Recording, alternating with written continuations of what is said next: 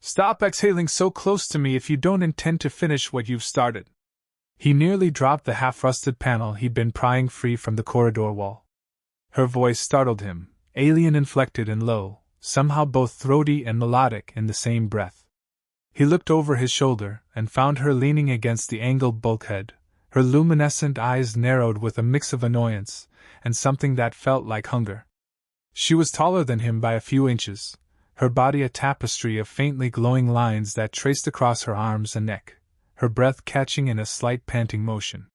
He tried not to stare, but the light of her shifting markings always pulled his gaze. Sorry, he muttered, feeling the stale oxygen from his respirator mixing with the damp metallic air of the derelict outpost. If the ventilation worked, we wouldn't be breathing all over each other, Ilania. He tried to match her seriousness, but the faint grin that touched his lips gave him away. He was used to working alone.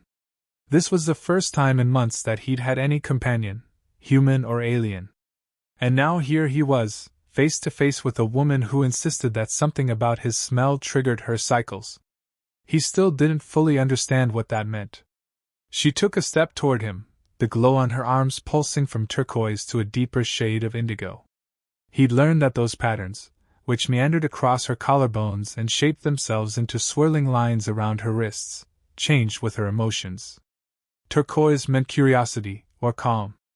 Indigo he suspected was annoyance, or perhaps arousal. He still wasn't sure. Her species, the Sereni, had elaborate emotional expression in those luminous markings, but she'd offered only vague clarifications. Part of him wondered if she liked keeping him uncertain. They were trapped in the remains of an old frontier outpost on some remote planetary moon, battered by dust storms and the dregs of corporate wars. He was a scavenger by trade, or at least that was how he survived these days. He'd been a pilot once, a decent one, but that life felt distant now, so overshadowed by the failures, the betrayals, the running. Everyone in this sector was running from something. He'd come here seeking salvage, old reactor parts, maybe a few intact electronics he could flip for a profit. Instead, he found her hiding among the broken corridors, wearing tattered ceremonial robes that had once been white but were stained with the ruddy dust of the moon. At first, she'd drawn back, poised to fight, filaments around her neck flaring in threat. But within minutes she'd sniffed the air, approached him with disconcerting intensity, and declared in her accented speech that his presence made her body burn. He thought she was messing with him, until she collapsed in a trembling fit. That was 2 days ago. She let out another sharp exhale, stepping nearer, cornering him against the wall. You exhale that chemical, she said in halting standard, pointing at him as though he were a faulty machine. Your morning breath, you call it. Your body's excretion. It sets my blood alight. I didn't believe it possible, but it is. She trailed off, eyes flicking over his features. I can't tell if you're doing it on purpose. He put a hand up defensively, the metal panel still gripped in his other hand. I'm not. That's just how humans function. We breathe, we exhale carbon dioxide and leftover compounds. Nothing special. Yet he felt heat rise to his own cheeks. Something about how she looked at him, the intense fix of her alien gaze, brought an unfamiliar rush of sensations. Was it flattery or threat? He couldn't tell. He only knew that whenever she inhaled near him, her markings changed colors in a mesmerizing dance. And that her panting had become more pronounced since they sealed themselves inside this old bunk room, trying to hide from the roving security drones outside. She made a low, frustrated sound in the back of her throat. Then you must keep your distance unless you're ready to see this through. My body reacts faster than I can restrain it. She spoke the words as if reciting a ritual text. Then she turned and strode down the corridor, her steps echoing on the battered metal deck, leaving him with a swirl of swirling lights in her wake. He exhaled a ragged breath of his own. He'd never encountered anything quite like her. Sereni, from what little he knew, were rumored to be reclusive or exiled from their homeworld after a corporate takeover. Something about extremely valuable genetic resources had drawn the interest of unscrupulous slavers and corporate entities who wanted to harvest those luminous traits. Ilania clearly wasn't just an average citizen. Her commanding presence, The elaborate patterns on her body, the once regal cut of her robes, all hinted she was someone significant, or at least had been before she ended up alone in this rusting ghost of a place. He set the panel aside and jogged after her, adjusting his respirator's strap as he moved. The corridor led to a wide chamber with open windows that looked out onto red dunes. The outpost was perched precariously at the edge of a canyon, a vantage point to watch for incoming pirates, presumably. Now it was half collapsed, battered by storms, forgotten by the rest of the galaxy. All the same, it was the best shelter they had. The swirling dust outside made travel impossible except during the brief lull in midday storms. He found her near the gaping window, arms crossed, one foot tapping restlessly. A small swirl of dust blew in around her ankles. She cut a dramatic figure, with that tall frame and glowing patterns. He approached cautiously, not wanting to set off another outburst. "You okay?" She cast him a sidelong glance. "No. I'm restless. My cycle is dangerously accelerated. The dryness of this place, combined with your presence, it's too soon. I'm supposed to undergo the rites under controlled conditions, among my own people. Not here like this." She closed her eyes, a flicker of pain crossing her face. "If the cycle completes without the right environment, it could damage me." Then she exhaled in frustration and turned her gaze on him, softly narrowing her eyes. "Your species does not have this problem?" He shrugged. "We have our own urges, but not quite like that." He frowned, uncertain how to comfort her. "Look, I don't want you to get hurt. I'm sorry if it's my breathing that's triggering you. Well, I didn't know that was a thing." He wanted to offer help, but a part of him couldn't deny he was drawn to her, her exotic beauty, her fierce presence.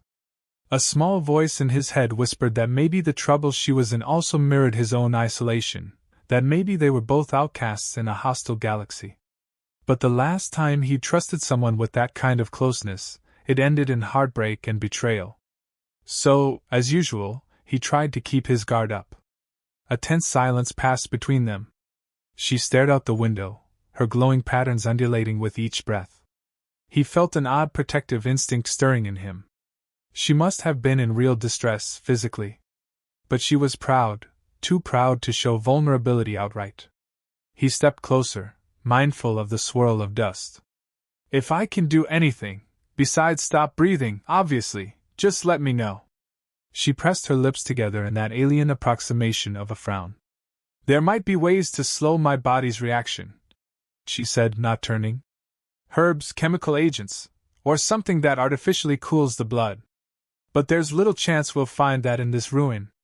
She glanced back at him, assessing him with those glowing eyes. "I do not want to force you to adapt to my needs. We are strangers, after all." He tried to gauge her meaning but found no easy way to interpret it. She seemed equally exasperated and curious about him. The tension in the air was almost a tangible presence. "We can figure this out together," he said. "We just need to watch each other's backs until we can get off this rock. Maybe there's still a working communications array, or a ship we can fix. Then we can find your people, or at least a safe harbor." He braced himself for a snappy retort, but instead she sighed, the lights on her arms shifting to a soft blue, which he'd come to associate with reluctant agreement. "Fine. But keep your breath to yourself if you can." "Noted," he said, trying not to smile. She glared, noticing his faint amusement, but some flicker of wry humor in her eyes suggested she might not mind it that much. They spent the next hour scavenging what they could from the outpost's remains. Broken crates, old data terminals, a few scraps of dried rations that might still be edible. Between them, they managed to find an old battery pack with a partial charge. Rickard thought it might power a short-range radio if they could locate the right transmitter. Meanwhile, Ilania found a stash of dusty containers that might once have held water purification tablets. Only a few tablets remained intact, but it was better than nothing. He noticed that every time he got near her, she tensed, her breathing picked up. There was a moment when they both crouched by a control panel, trying to pry it open to see if any of the wiring could be salvaged. Their shoulders brushed, his old flight jacket sleeve against her bare arm, and she let out a shaky breath, biting her lip as her markings flashed. He felt her tremble, just for an instant. Neither of them spoke, but the tension radiated, heavy and electric.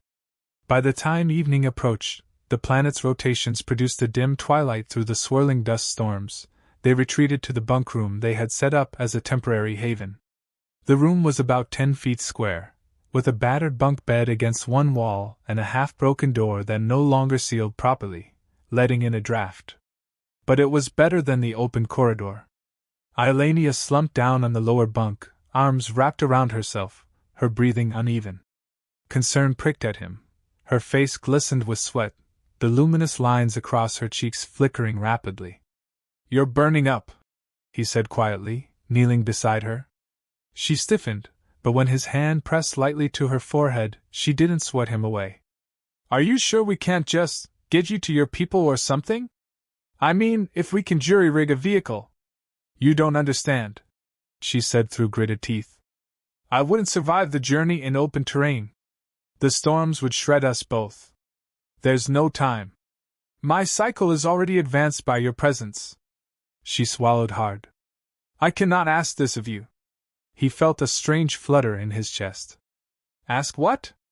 Her eyes lifted to his, luminous and raw with emotion.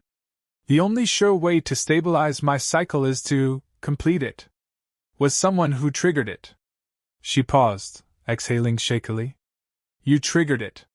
He felt blood rush to his face, a flush of surprise, confusion, maybe a spark of desire. That's a lot." He tried to process it. He'd known she was in some kind of mating cycle, but he hadn't realized the entire biology behind it might require a partner.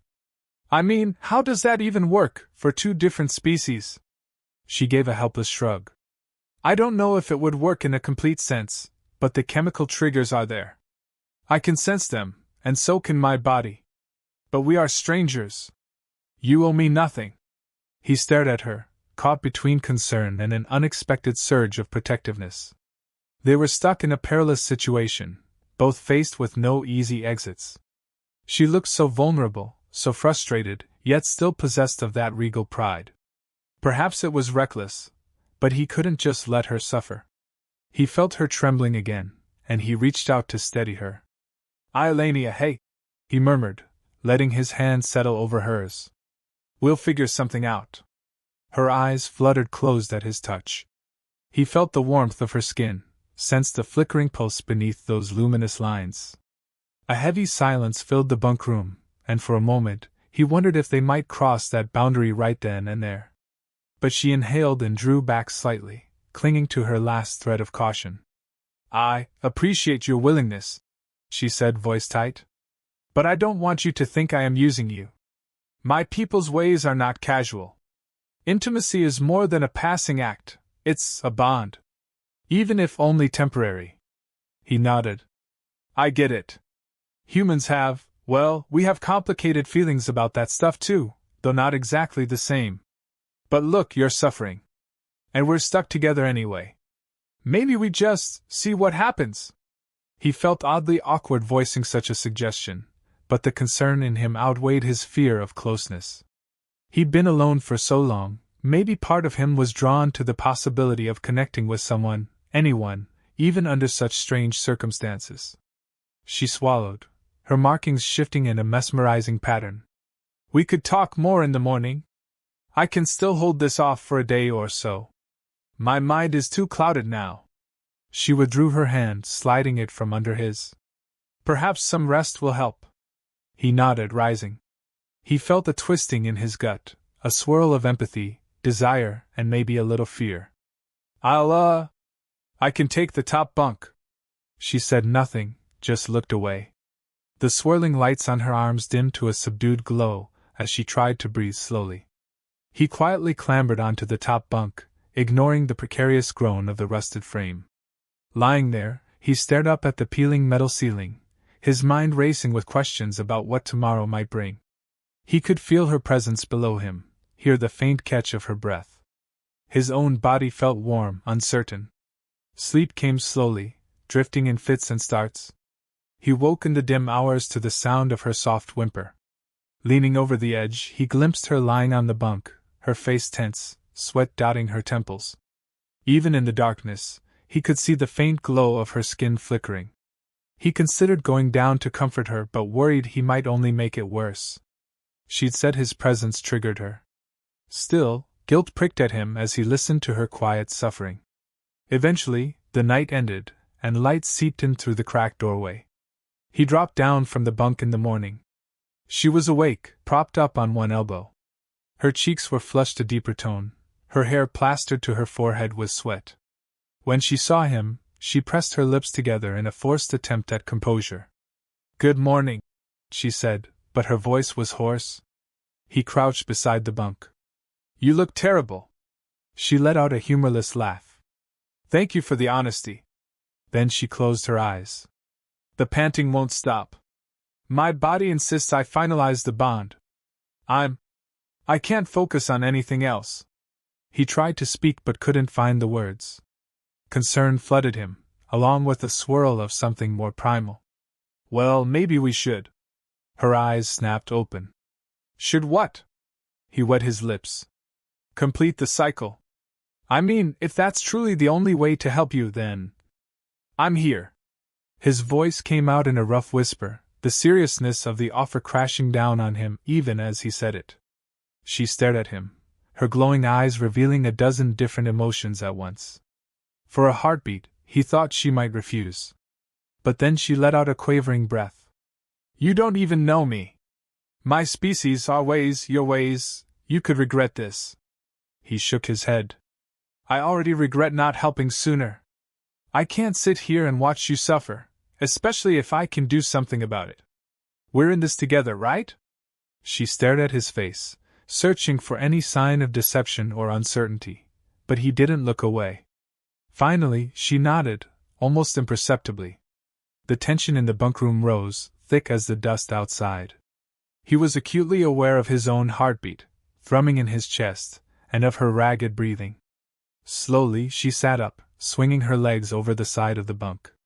Her robes were undone at the collar, revealing more of those shimmering patterns that seemed to highlight the lines of her collarbones. He found himself enthralled despite the gravity of the moment. She reached out and brushed his face with trembling fingers. "Your breath," she whispered, almost like a confession. "It triggers me. So, come closer." He swallowed hard, letting his face inch toward hers. Her eyes fluttered shut, and for a few seconds, they just breathed in tandem. He felt the warmth of her exhalation on his lips, tasted the faint alien spice of her scent. The tension in his body coiled like a compressed spring. Then her fingers curled against his jaw, guiding him into a tentative, searching kiss.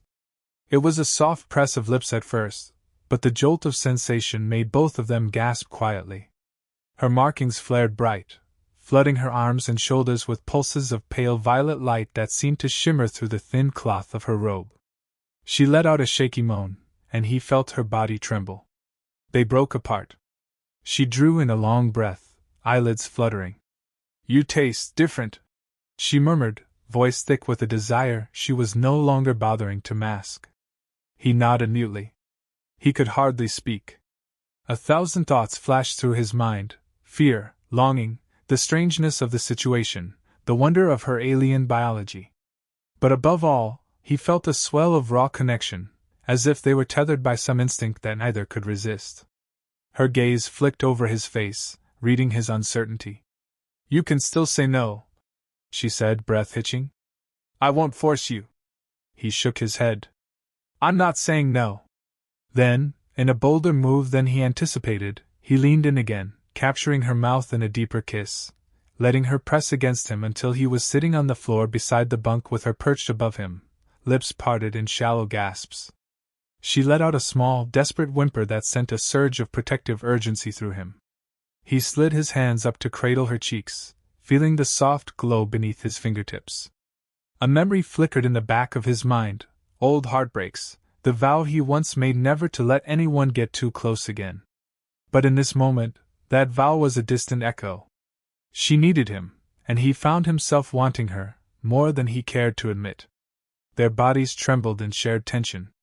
Her hands clutched his shoulders, drawing him close. She was strong, stronger than he expected.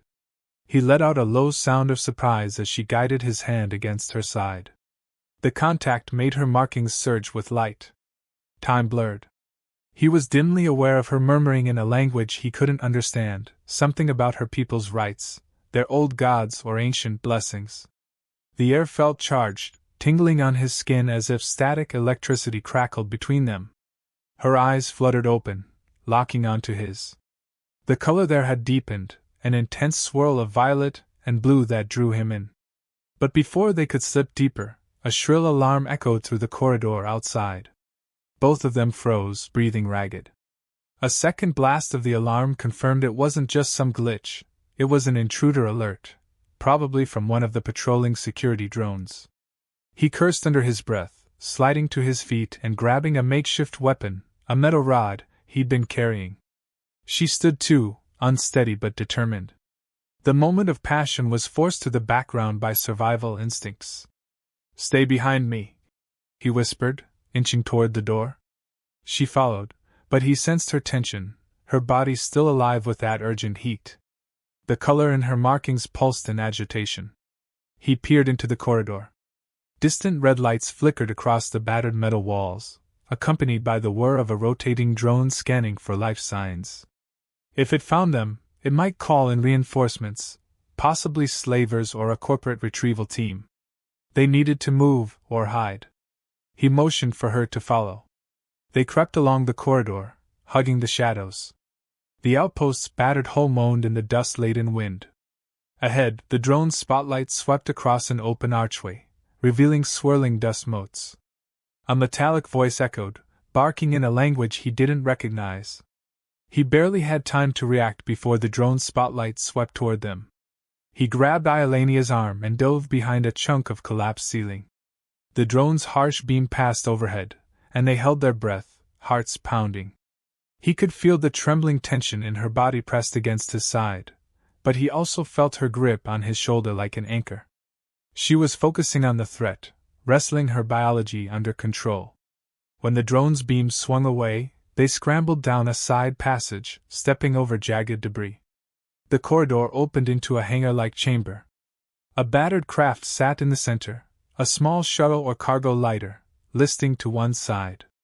It looked half-buried in collapsed roofing, but it might be salvageable. He felt a spark of hope. If they could get that shuttle working, maybe they had a chance to escape. He pointed. "Let's see if it still has power," he hissed.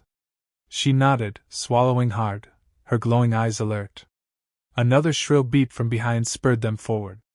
They crept around to the side of the shuttle. He pried open a panel near the rear thruster, scanning the wires with quick, practiced eyes. Some were burnt out, but the main power couplings looked intact. He heard Iolania's uneven breathing behind him, and he tried to keep his own breath steady, not wanting to overwhelm her with another rush of pheromones. Still, the tension between them was thick enough to taste, layers of adrenaline, fear, and unresolved desire. He managed to reroute a power conduit and coaxed the shuttle's door open. They clambered inside. It was cramped, the interior battered and missing several control panels. A thick layer of dust coated the seats. The overhead lights flickered, half-functional. But it was better than nothing. He made his way to the cockpit, trying not to cough in the stale air. Iolania followed, glancing around warily. When he flicked a few switches, a battered console whirred to life with a sputter. Her gaze landed on a half-broken readout. She squinted at it. "It's telling us there's minimal fuel left in the thrusters. Probably enough for a short flight, but not for leaving the moon's atmosphere." He let out a breath. "Better than nothing. Maybe we can at least get some distance from the outpost, find safer shelter. Or if we find a data relay, we can send a distress signal." He began fiddling with the controls, ignoring the squealing alarms outside. The hull shuddered as a dust-laden wind buffeted the structure. Time was short. She stepped closer, pressing her body near his to read the console. He felt the heat emanating from her all over again. The moment in the bunk room flashed in his mind. He tried to stay focused on the crisis. We have partial power to the engines. Enough for a couple of short bursts. We'll have to be strategic. He glanced back at her, taking in her flushed cheeks, the shimmering lines that traced her neck. Hey, are you okay? She forced a brittle smile. I'll manage for now. Once we're safe, we can continue what we started. The raw promise in her voice sent a shiver through him. Despite the danger, he felt an acute jolt of longing. He never expected to find desire in a place like this. But the beep of the console snapped his attention back to the moment. He keyed in a sequence to the shuttle's autopilot, if it even worked, and the engines coughed. The battered hull vibrated, dust shaking loose from the overhead compartments. The whining outside grew louder, accompanied by what sounded like the metallic clank of a security team trying to force entry into the hangar. He grimaced, motioning Iolania to strap in. She took the co-pilot's seat, though the strap was half torn. He pulled the lever that lowered the cargo ramp behind them, hoping the debris would keep the pursuers out just long enough to spool the thrusters. A red indicator blinked, telling him that Engine 1 was offline. He cursed, leaning under the console to yank at a handful of wires. Sparks flew. Iolania pressed a button that routed auxiliary power, and the engine coughed again. Yes, he muttered, hearing a faint roar. He quickly toggled the thrusters. Hold on! The shuttle lurched, groaning against the debris that pinned it. Then a resounding snap echoed as one chunk of overhead metal tore free, letting the shuttle list to the side. He pushed the throttle forward, sending them scraping across the hangar floor. A shrieking crash erupted behind them. Dust filled the air. But the shuttle rolled forward, pivoted, and broke free of the collapsed roofing in a swirl of red haze. He guided them out of the broken hangar bay, into the open air. The dust storm raged around them, swirling clouds of red grit. Sensors beeped frantically. He tried to keep them above the worst of it, but the shuttle's systems were barely functioning. They jerked violently, battered by wind. Iolania clung to her seat, biting her lip, her luminous markings reflecting the flickering overhead lights. Adrenaline pounded through him, and a half-crazed laugh bubbled up from his chest as they soared free of the outpost. We did it, he said, breathing heavily. She gave him a tense nod. Her lips parted, about to say something, when a sudden jolt of turbulence rattled them. He fought the controls, almost losing altitude. The dust storm was worse than he'd realized. He needed to find a safe place to land before they were tossed out of the sky. Iolania pointed to a break in the swirling clouds up ahead. There's a canyon. It might provide some cover from the storm. Her voice shook slightly. He nodded, turning the shuttle toward the canyon. The thrusters sputtered, but for now they held. They dipped into the canyon's mouth, riding the swirling currents with as much finesse as the battered craft could manage. She clutched the console, lines of glowing color flickering rapidly up her forearms. He managed to find a small plateau of relatively stable rock. He brought the shuttle in low, wincing at the screech of metal on stone as they scraped into an impromptu landing. A cloud of red dust and debris enveloped them, but they held fast, perched precariously on a ledge overlooking a steep drop. For a few seconds they just sat there, breathing heavily, hearts pounding. Outside the storm raged, but they were partially shielded by the canyon walls. The console beeped an alert about engine temperature. He cut power, letting the old shuttle wheeze into silence. She looked at him, chest still heaving. He looked back, feeling a wild surge of relief. They'd made it out, for now. Well, he said softly, that was more excitement than I've had in a while. She let out a shaky breath that almost turned into a laugh. You pilot with the skill of a madman. But thank you. Then her face fell a little, a wave of exhaustion breaking over her. My body is in turmoil. I still can't think straight. She swallowed. Maybe we should see what's outside, find some kind of shelter. I doubt we can stay in here, or perhaps we can, if the hull is sealed. He glanced around. The shuttle's hull was battered, but for the moment, it was more secure than standing outside in the raging dust storm. We can wait until the storm eases. Then we can check if there's a cave or a safer spot in the canyon. Maybe we can even power up a distress signal with the short-range radio. She nodded, though she looked less than optimistic. And in the meantime, my cycle intensifies.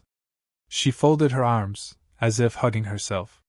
But we can talk about that once we're certain we won't be bombed or boarded. He set the console to standby, then unbuckled himself. The close quarters made them even more aware of each other. Every movement she made seemed to draw his gaze. Her hair was a dark cascade over her shoulders, and despite the exhaustion and stress, she looked undeniably radiant, her markings softly pulsing with each breath. He shook his head, trying not to get distracted. Survival first, then everything else. He stood, stepping into the cramped corridor behind the cockpit. The shuttle had a small living compartment, presumably for cargo transport or short-range flights. There was a narrow bench that might serve as a bed, a storage locker, and not much else. The stale smell of old machinery permeated the cabin. Iolania followed, her footsteps unsteady. "We should check the integrity of the hull," she said. "If it's compromised, the storm will tear us apart." "Right." He pried open a side panel near the door, scanning the readouts. Most of the hull was intact, though it was battered near the engines. The dust was beginning to coat the exterior sensors. "Looks like we're holding for now," he said. "We might have a couple of hours until the storm starts to subside. The local climate data suggests that midday is usually calmer." He pulled up a battered handheld device that read environmental conditions.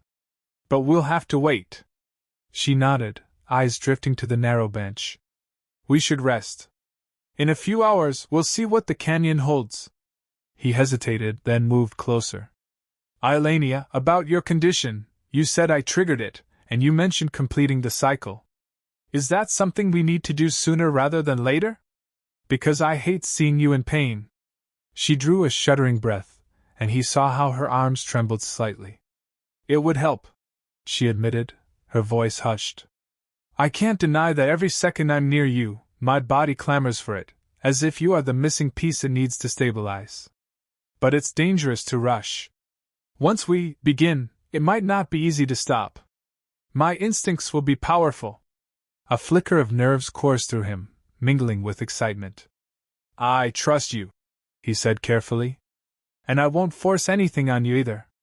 But if this is what you need, I want to help." She closed her eyes, as though savoring his words. "Then help me." She said it quietly, and yet there was a quiet command in her tone. She shifted closer, her luminous eyes fixed on his mouth. He felt his heart pounding again. Slowly, he reached out and brushed the side of her face with the backs of his fingers. The softness of her skin, the warm glow just beneath it, made his breath catch. She leaned into his touch, letting out a small moan of relief. "Yes," she whispered. Then she pressed forward, capturing his mouth in a needy kiss that stole any coherent thought from his head. He let the handheld device clatter to the floor, his arms encircling her waist. She pressed against him, the swirling patterns of light across her shoulders flickering faster. He could feel her trembling as she poured days of pent-up longing into that kiss. His mind reeled from the intensity of it. Even the simplest contact with her lips felt strangely charged, as if her body's biology was ramped up to extremes. He found himself lost in the taste of her, the alien spice that burned sweet on his tongue. She sighed into him, pulling him closer until his back hit the curved metal wall. The cabin was cramped, forcing them to press intimately close. After a breathless minute, she paused, lips parted, her pupils dilated. "My body wants more," she said, voice shaking. "But we should at least find a comfortable place." She cast a glance at the narrow bench, eyes flicking back to him with unspoken invitation. He let out a shaky laugh, trying to gather his scattered thoughts. "Yeah. Sure. That's a good idea." Gingerly, he led her the few steps to the bench. She sank onto it, posture tense. He knelt beside her, cupping her face. Her markings pulsed with her ragged breathing, the patterns shifting into swirls that almost looked like script. He took a moment to gaze into her eyes, wanting to be sure she was certain. She gave a small nod, guiding his hand to rest on her thigh. I'm sure, she whispered. I need you. You're the only one who can calm this storm inside me. He leaned in, brushing his lips over her temple, feeling the flicker of warmth beneath his mouth. His heart hammered in his chest. He'd never expected to find himself in this situation with an alien woman he barely knew. Yet everything about it felt strangely right. Maybe it was the desperation of survival, or maybe it was something deeper. He chose not to question it too much, letting himself be caught up in the moment. The next moments blurred as they explored each other's closeness. Her hands slipped under his jacket, roaming across his back, her nails grazing his skin through his shirt. He felt a deep shiver. She clung to him, sighing. And though the shuttle's cramped quarters were hardly the ideal romantic setting, the rawness of their connection eclipsed any sense of discomfort. Her body pressed against his with a fervent urgency, as if every second without contact was agony. When he finally pulled back for air, the look in her eyes stunned him. So much emotion simmered there: relief, longing, a touch of fear. She let out a trembling laugh. It's overwhelming, she murmured. I've dreamed of my cycle, dreaded it. But now, I don't know what to feel. He stroked her cheek, offering a reassuring smile. I'm right here, he said quietly. You don't have to go through it alone. She nodded, swallowing. Thank you. Her words caught in her throat, as if she was not used to revealing vulnerability. Then she pushed forward, kissing him again, letting the passion between them serve as a balm for unspoken fears. Every breath they shared felt laced with that intangible spark that drove her species' biology. He wondered if he was being changed by it too, if some part of him was bonding in ways humans weren't meant to. But in that moment, it didn't matter. All that mattered was her warmth, her breath mingling with his, the taste of her lips. Time seemed to slip away. They lost themselves to the delirious closeness. The whine of the dust storm outside faded into background noise, overshadowed by the thunder of his pulse and the soft sounds she made whenever his hands found a sensitive spot along her sides. She responded with intensity, arching into him, her nails curling into his arms as if she needed to anchor herself. The bench was cramped, but they made do, shifting to accommodate each other. For a stretch, everything else fell away: fear, the battered shuttle, the threat of being pursued. All that existed was the two of them, forging a fragile connection in a galaxy that cared nothing for their struggles. Eventually, a hush fell. She lay half against his chest, breathing hard, sweat beading on her brow. Her luminous markings gradually settled into a rhythmic glow, as if her body was stabilizing. He gently brushed strands of her hair back from her face, meeting her gaze. She let out a shaky exhale and nodded slowly. It's starting to cool, she whispered, an edge of wonder in her voice. I can think again. He let himself relax, a subtle wave of relief passing through him. Then it worked? He asked quietly. She gave a small, trembling smile. Yes, for now. It's not fully complete, but I feel more in control. Thank you, truly. She closed her eyes, a pained flicker crossing her features. I feel different. A bit raw and tender, but better. He pressed a soft kiss to her temple. As long as it helps. He paused, unsure how to navigate this new reality. They'd shared an intimacy that went beyond simple attraction. He felt an emotional tug. But he didn't know if it was real or if it was just her biology forcing a bond. She seemed to sense his unease. Your people do not bond like this, do they? She asked. It feels so strong for me, but I can sense your hesitation. He let out a slow breath. Humans can form emotional bonds quickly, or sometimes slowly, depends on the people. But we don't have a literal biological cycle that demands it. This is new territory for me. He tried to offer a reassuring half-smile. I just don't want to hurt you, or lead you on if we have no future. I don't even know where we're going to be in a week. She nodded with surprising understanding. I cannot predict the future either. I only know that I feel safer with you now. And I needed that closeness to keep me from losing myself. She paused, tracing her fingertips over his chest in an absent pattern. My people's lore says the cycle can bind hearts even across differences. But it doesn't guarantee happiness. We have to choose that. His chest tightened at her words, a swell of emotion. Then let's choose it as best we can, for as long as we can, he said softly, hooking a finger under her chin to tilt her face up. He kissed her gently, not with the desperate hunger of before, but with a budding tenderness that caught him off guard. She smiled, lips curving softly. That's enough for me now. Then her eyes flicked to the dusty console up front. We should rest. When the storm calms, we might need to find a safer haven.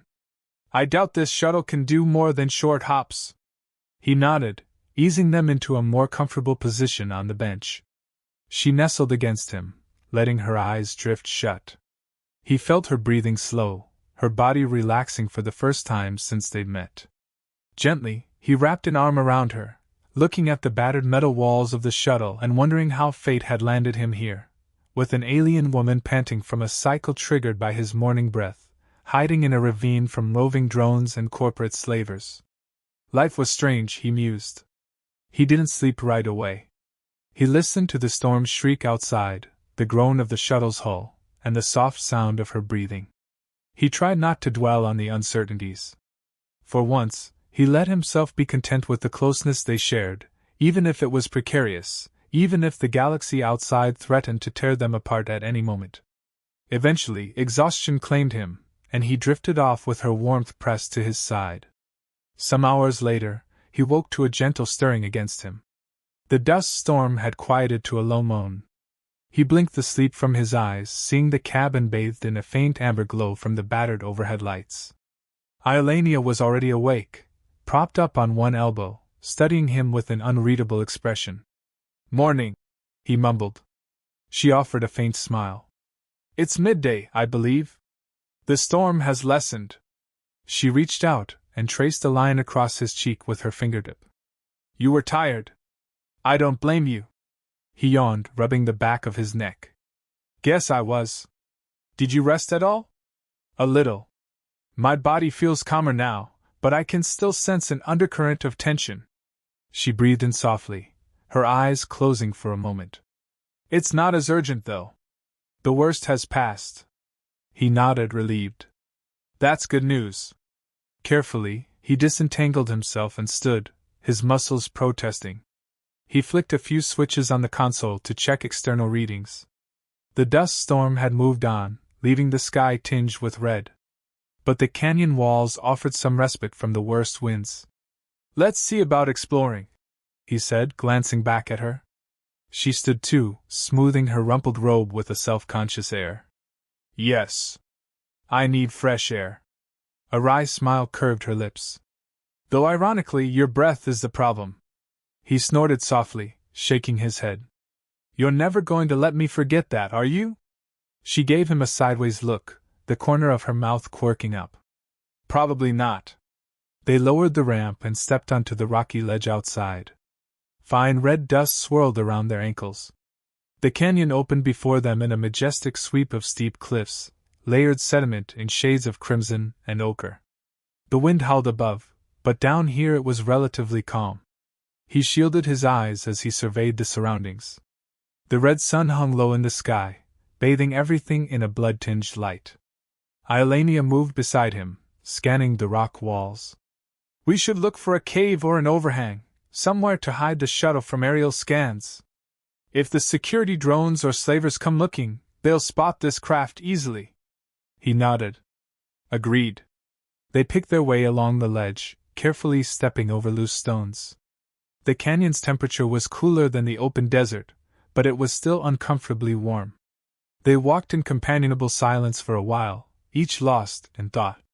Eventually, they found a narrow cleft in the canyon wall that seemed to open into a deeper cavern. It was partially hidden behind a tumble of boulders, so the shuttle wouldn't be immediately visible from above. Iolania tested the ground, stepping into the cleft first. It's stable enough, she called back. He followed, slipping through the narrow entrance into a surprisingly large space beyond. The walls were rough stone, with occasional patches of mineral deposits that gleamed under the dusty sunlight.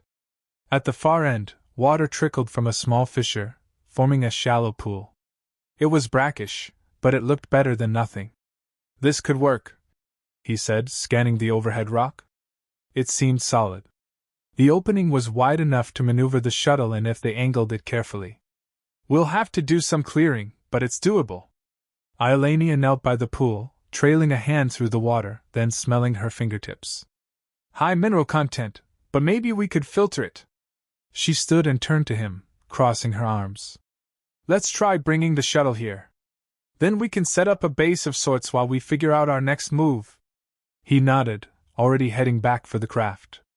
It took them the better part of an hour, maneuvering the shuttle with short bursts of the thrusters, clearing a path by rolling aside loose rocks and guiding the battered craft into the cleft. They managed, though the hull scraped more than once against jagged stone. By the time they were done, they were covered in red dust and panting from exertion. Inside the cavern, the shuttle sat snugly. He powered down the engines and engaged a rudimentary lock on the door. With the craft hidden from overhead scans, they could breathe a little easier. Iolania took a moment to wipe the sweat from her brow. The glow on her arms had returned, swirling with faint satisfaction. He gazed around at their new shelter. It was primitive, but it was better than the open desert or that outpost full of hostile drones. So, the next step is to see if we can fix the long-range comms. Maybe hail a passing ship or a station on the planet's far side. She pressed her lips together thoughtfully. I need to find my people. Or at least get away from the corporations that are hunting me. She tilted her head. What about you? Do you have somewhere to go? He shrugged. Not really. I've been on my own for a while. Drifting from job to job, avoiding trouble. He paused, glancing at her. Guess I got trouble anyway. I'd help you if I can. She studied him for a moment, something like gratitude in her eyes. I appreciate that. Most would have left me behind. My species isn't exactly welcomed in many places. She looked down, a shadow crossing her features. We were exploited, used for our genetic traits.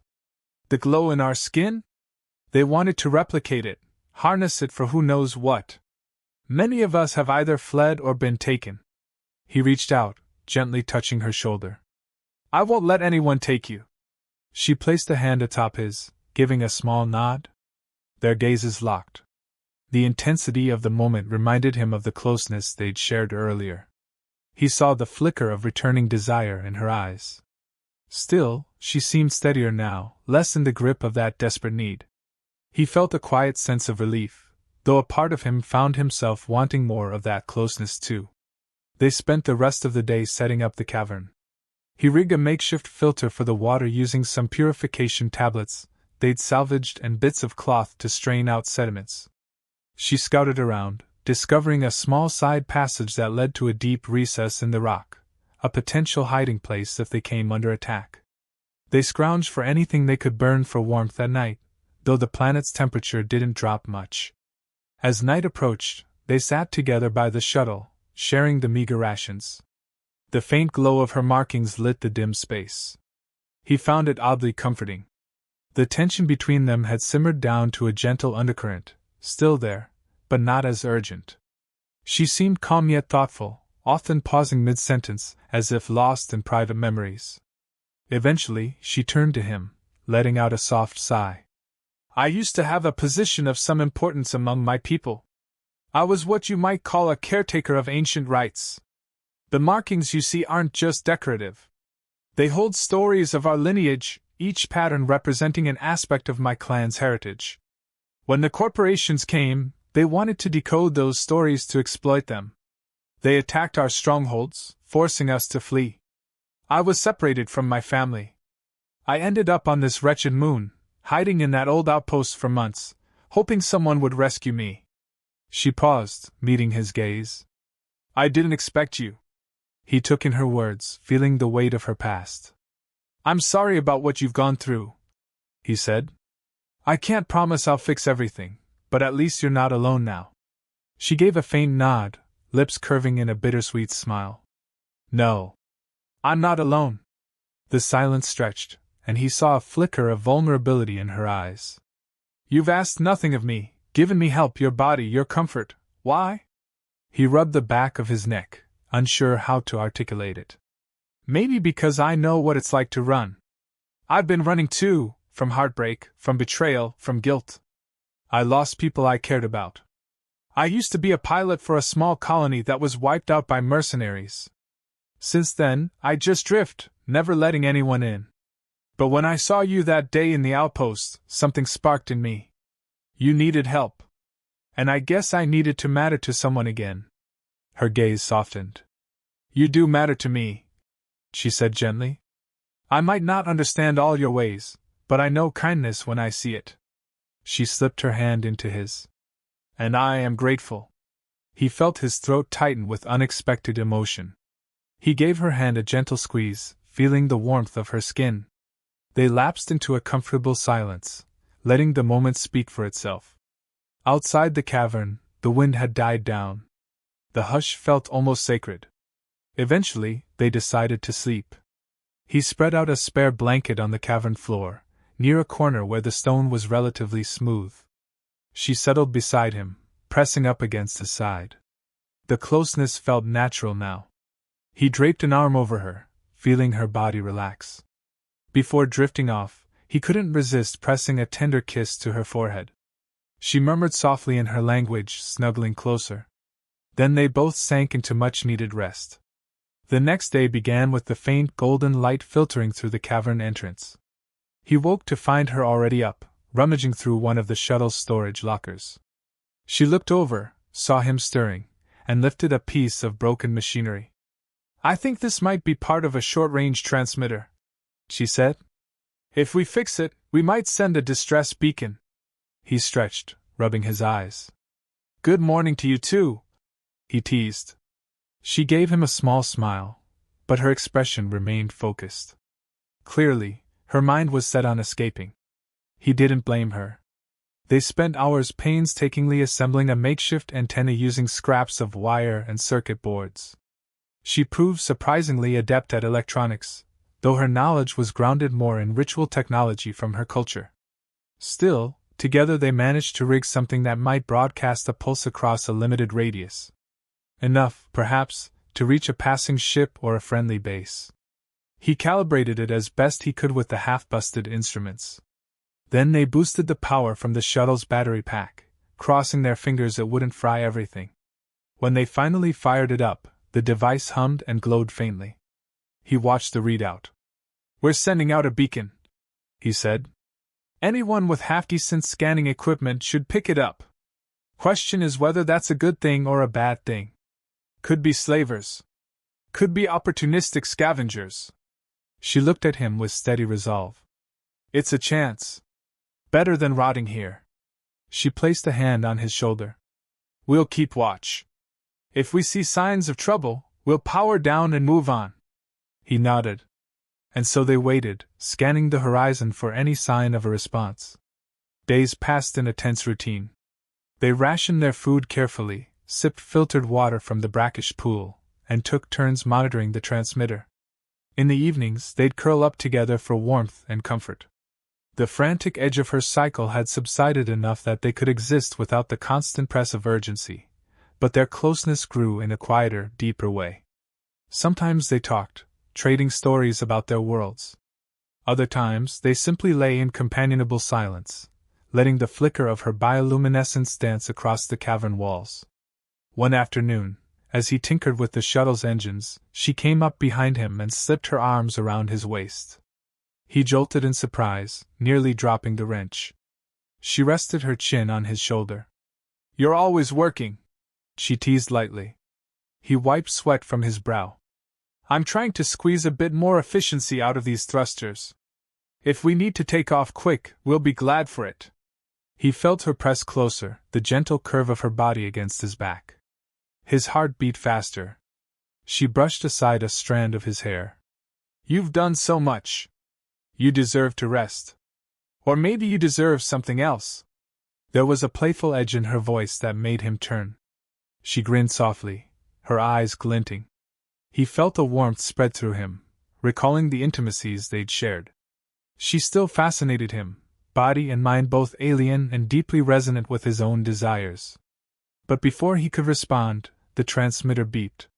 They both froze, turning toward the small console they'd set up near the cavern wall.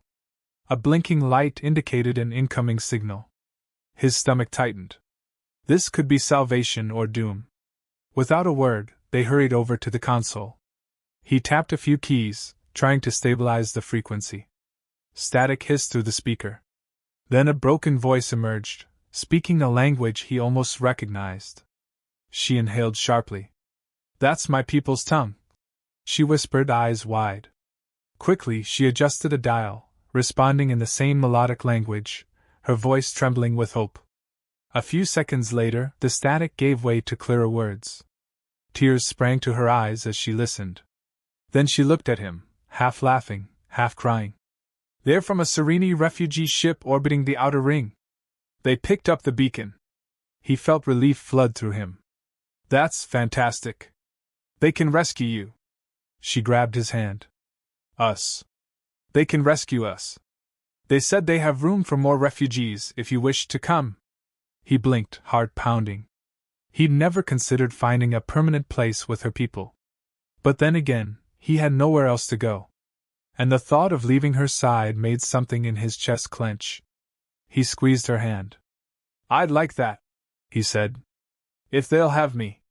She smiled through her tears and began speaking into the transmitter again, her voice lilting in that lyrical tongue. He caught words here and there, her name, references to the canyon. They were setting coordinates for a rendezvous in orbit. The Serene ship apparently had smaller landing craft that could pass through the planet's storms. They would arrive in a day or two, once they navigated the corporate patrols. As soon as she clicked off the transmitter, she turned to him, her face shining. In one fluid motion, she stepped forward and pulled him into a fierce, grateful kiss.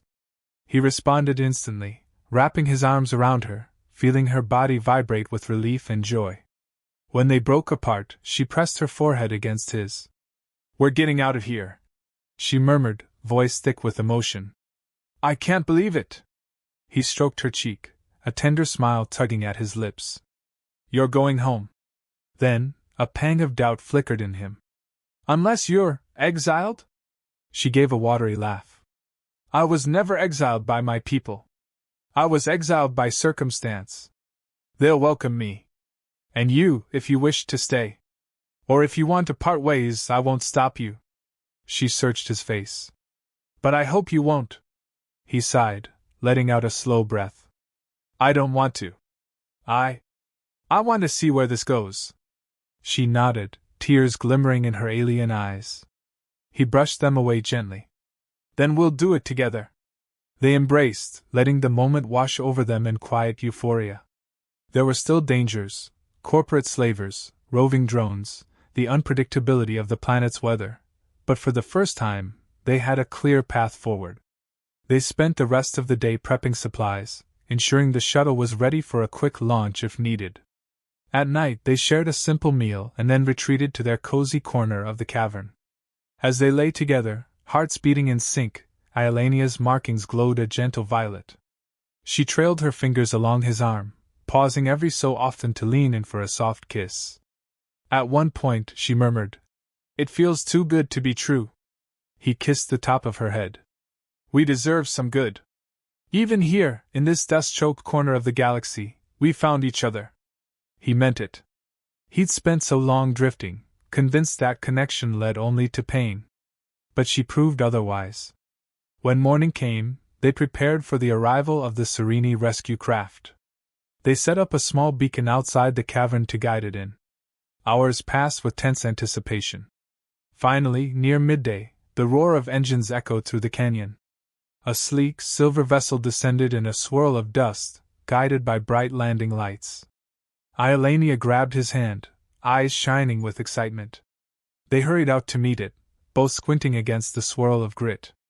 The craft's hatch slid open, revealing 3 tall figures with the same luminous markings, though in different patterns. They wore streamlined suits rather than robes, but the faint glow in their skin confirmed their shared heritage with Iolania. She cried out and rushed forward, exchanging rapid words in their language. 2 of them embraced her, pulling her into a tight hug. Then they turned to examine him. Their expressions were wary but not hostile. He approached slowly, giving a polite nod. "Hello?" he said in Standard. "I'm with Iolania." One of the Serini, a male with broad shoulders and markings shaped like interlocking crescents, switched to accented Standard. "We owe you thanks for keeping her safe." He glanced at Iolania, then back at him. "You are human?" He nodded. "Yes." The Serini male bowed his head slightly. "You will come with us, if that is Iolania's wish." Then, with a faint smile, he offered a hand. "My name is Solarin. We welcome you as a friend." Relief and gratitude spilled through him. He shook Solarin's hand. "Thank you. My name's Rickard." Iolania beamed, gesturing for Rickard to join them on the ship. "Come on. We don't have much time before corporate patrols notice us." She turned to the other Serini, explaining something rapidly. They nodded, beckoning them aboard. He cast one last glance at the battered shuttle, the cavern that had been their shelter, remembering all the close calls. Then he followed Iolania up the ramp, into the cool interior of the rescue craft. The hatch sealed behind them, and the engines roared as they lifted off. Inside, the corridors were sleek, adorned with softly glowing lions that seemed akin to the Sereni's own markings. He felt a jolt of awe at the advanced technology. It was a far cry from his patchwork scavenger life. The flight to orbit was smooth and quick. Before he knew it, they were docking with a larger vessel in low planetary orbit, a Serini refugee cruiser. As they stepped onto the cruiser's deck, Iolania pressed close to him, her eyes bright with emotion. "This is it," she said softly, scanning the corridor with wonder. "Home, or as close to home as we have now. My people have been wandering the sectors, searching for a safe haven. Now we can join them." He squeezed her hand. "I'm here with you." She smiled, leaning her head on his shoulder. He felt a stir of warmth at the contact. They were ushered into a wide receiving chamber where other Serini milled about, their markings a kaleidoscope of colors. He noticed the curious stares, the whispered comments about the human who arrived with Iolania. But her presence at his side gave him courage. Over the next few hours, they underwent a cursory medical check, ensuring no foreign contaminants threatened the cruiser. The Serini doctors were fascinated by Iolania's abnormal cycle triggers, but she explained about the accidental influence of Rickard's breath. They seemed intrigued, though not judgmental. One doctor in particular, an older female with swirling patterns of silver light across her shoulders, took Iolania's hand gently and whispered words of relief that she had survived the corporate hunts. Meanwhile, Rickard gave a few statements about his background. The Serini leadership seemed satisfied that he was no threat. They were a people in exile, after all. They knew the sting of displacement. Solarin explained that they were traveling to a hidden refuge on the fringes of known space, a planet rumored to be safe from corporate expansion. Iolania would be welcome to rejoin her kin. Rickard was offered a place among them, at least temporarily, until he decided his next steps. He felt a weight lift from his heart. A real chance to start anew. Iolania, for her part, stayed close, occasionally meeting his gaze with a soft smile that spoke volumes. He could see how her tension eased, how the lines of her body relaxed in the presence of her people. Still, she clung to his side whenever possible, as if unwilling to let him drift away.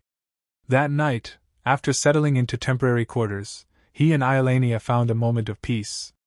Their assigned room was small but comfortable, with walls that glowed softly, casting a calm, ambient light. She sat on the edge of the bed, crossing her legs beneath her. He joined her, exhaling. "Quite a day," he remarked, letting out a low chuckle. "Feels like a whirlwind." She nodded, reaching for his hand. "Everything changed so fast." She rubbed her thumb over his knuckles. "Thank you for staying. I know you had no obligation. You could have walked away." He shook his head. "Couldn't do that. Not when I care about you." The words came surprisingly easily. He realized they were true. In the short time they'd known each other, they'd shared a life-or-death bond, the raw intensity of her cycle, and a moment of passion that still lingered in his thoughts. It felt like more than mere circumstance. She smiled, leaning in. "I feel the same." My people say that a cycle triggered by an outsider can lead to a bond as deep as any. I was skeptical, but I understand now. She took a slow breath, her eyes flicking to the glowing patterns on her arms. Though I am calm for now, I wonder if it will flare again. If it does, I hope you'll be there. A hint of teasing curled his lips. To blame for it, you mean? He asked, unable to resist a slight grin. She huffed a quiet laugh. Yes, your breath might be the culprit, but also your closeness, your kindness. Everything about you seems to feed into it. Her voice turned softer, more earnest. I've never felt this way, not even with my own kind. Perhaps it's because we share a wound, both of us exiled in our own right. He cupped her cheek, smoothing his thumb over the luminescent patterns that pulsed beneath her skin. Then we can heal together. He leaned in to kiss her softly. She responded with a tender sigh, letting her lips linger against his. The hush of the ship enveloped them, a gentle thrum from the engines. Here, in this moment, they found a pocket of peace amid the vast uncertainty of the galaxy. They spent the next several days adjusting to life aboard the cruiser. Iolania reunited with other survivors from her clan, exchanging tearful embraces and hurried, whispered conversations about lost loved ones and uncertain futures. Rickard found a place in the maintenance team, helping with small repairs. His piloting skills were also of interest, and he found himself discussing flight protocols with a few Serini scouts. Though he understood only fragments of their language, they used a translation device to communicate the essentials. At night, he and Iolania returned to their shared quarters, slipping into a warm familiarity. Sometimes, he gently stroked the glowing lines on her back, curious about the stories encoded in them. She'd whisper a few translations, describing ancient heroes, migration routes, the symbol for hope. He marveled at the complexity of her cultural tapestry. Other times, they'd simply lie in each other's arms, cherishing the unspoken bond that formed when desperation turned to genuine affection. Their intimate connection deepened. Though the hectic edge of her cycle had subsided, there were nights she'd wake trembling, a fine sheen of sweat across her brow, the luminous script on her arms flickering erratically. He'd calm her with gentle words, pressing soothing kisses to her hair until she settled. In those moments, he realized how deeply their fates had intertwined. He wasn't just helping a stranger anymore. He was helping someone who had become integral to his own sense of belonging. The cruiser's journey took them through treacherous sectors, avoiding corporate patrols. Sometimes they'd hear alarms ring through the corridors as a hostile vessel was spotted on the scanners. The Serini would execute precise evasive maneuvers, using advanced cloaking to hide their presence.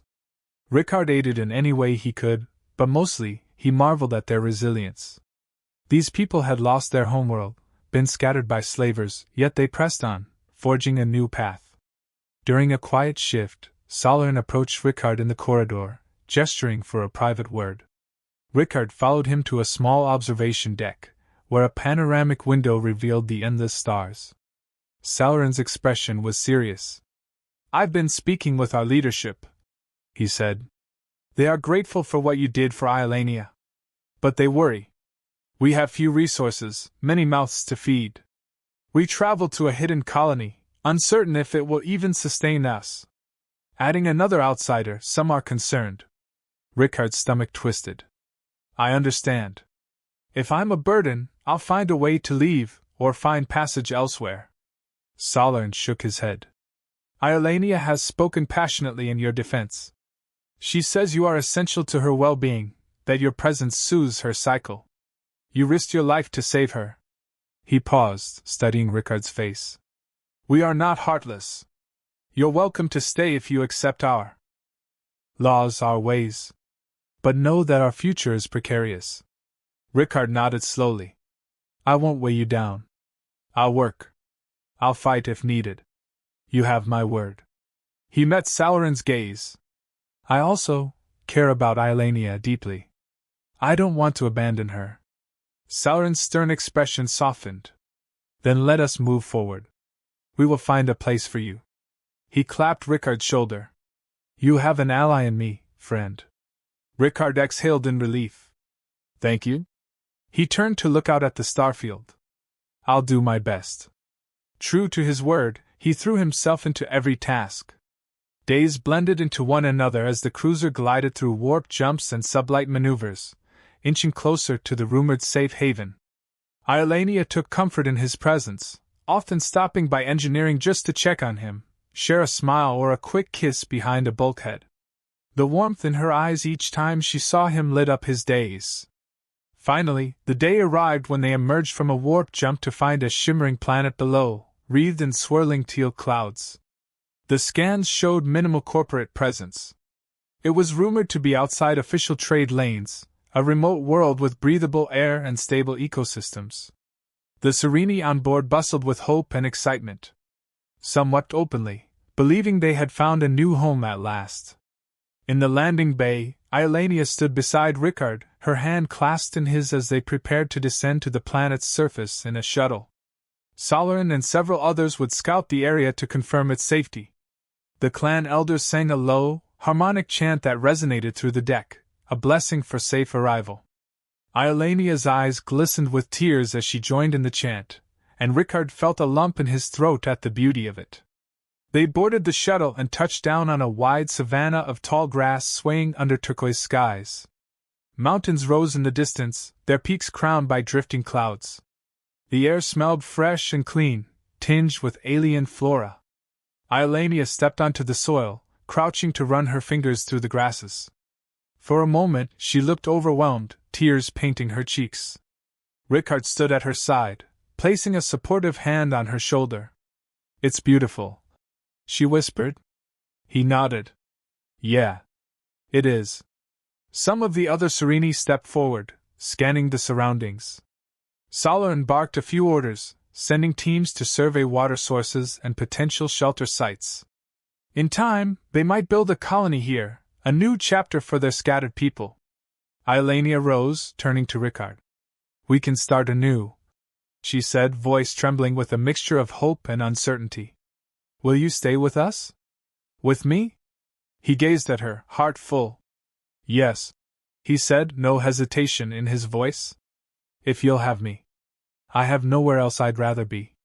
A radiant smile spread across her face. She looped her arms around his neck, pressing her forehead to his.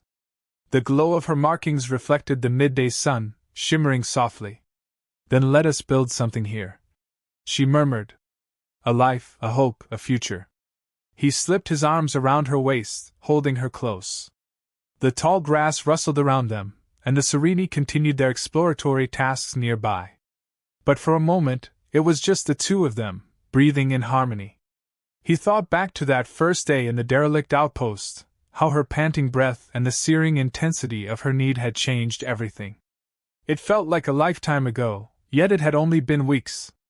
"Maybe we'll find a place by that ridge," he joked softly, pointing at the distant mountains. "Build a hut, or a nest, or whatever your people do." She chuckled, eyes shining. "We'll figure it out together." Then she leaned up, pressing her lips to his in a lingering, gentle kiss that spoke of promise. When they parted, she took his hand, weaving their fingers together, and they strode forward across the alien savanna to join the others. Under the turquoise sky, with hope rekindled, they stepped into the unknown future, together.